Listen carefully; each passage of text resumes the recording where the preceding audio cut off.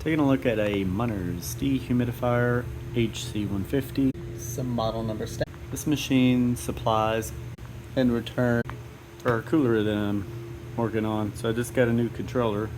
I'm gonna test it. So I got it powered on. I'm gonna go ahead and open the hood here. And so here's some of the controls.